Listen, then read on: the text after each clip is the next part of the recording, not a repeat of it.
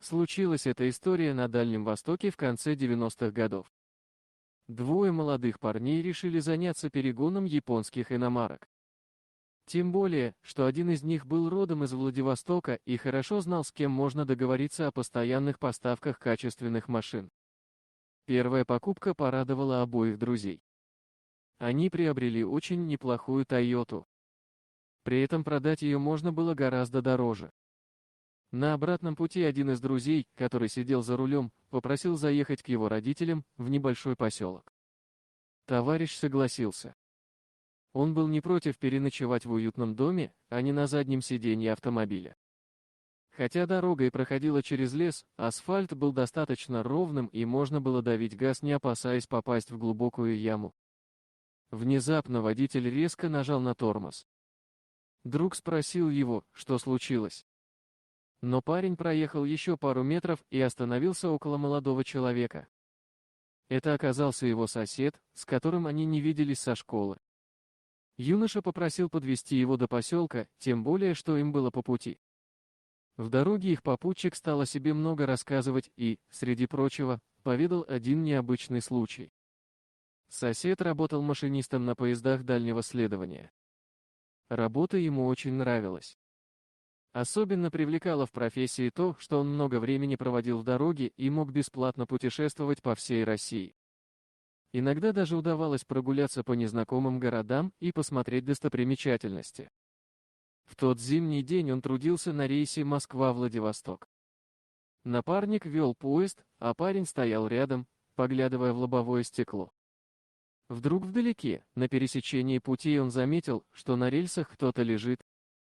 Юноша закричал напарнику, чтобы тот немедленно остановился. Поезд едва успел затормозить прямо перед лежащим телом. Молодой парень выскочил на снег и побежал в сторону пострадавшего. Но вместо человека он обнаружил под сугробом огромного тигра. Животное неподвижно лежало, и лишь по глазам можно было понять, что оно еще живое. Лапа тигра застряла на пересечении двух рельс, прямо под переключателем. Видимо, перебегая, зверь не заметил под снегом опасный участок и попал в ловушку. Поняв, в чем дело, молодой парень сбегал за инструментами и, при помощи лома, смог освободить хищника. Хромая, зверь отошел от опасного места и побрел подальше от поезда, не обращая внимания на людей.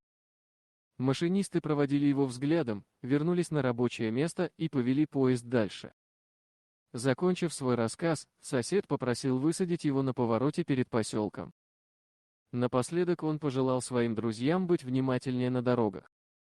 Ведь если бы поезд тогда вовремя не затормозил, то животное точно бы погибло.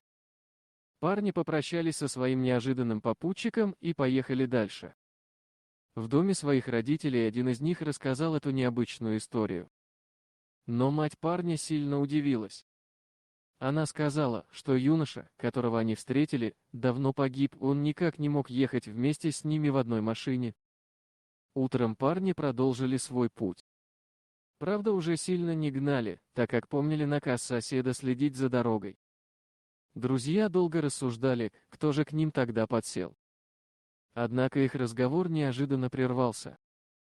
Из леса выскочила тигрица, а за ней несколько маленьких тигрят. Они быстро перебежали дорогу и скрылись на противоположной стороне, среди деревьев. После этой истории двое друзей решили не заниматься перепродажей машин. Они расценили появление странного попутчика как предупреждение, что на дороге им счастья не видать. Если один раз его предсказание сработало, то зачем и дальше испытывать судьбу? Ведь неизвестно, к чему может привести столкновение с огромным животным, даже при небольшой скорости. Дорогие друзья, если вам понравилось видео, поставьте лайк, а также подписывайтесь на канал, где найдете еще много интересного.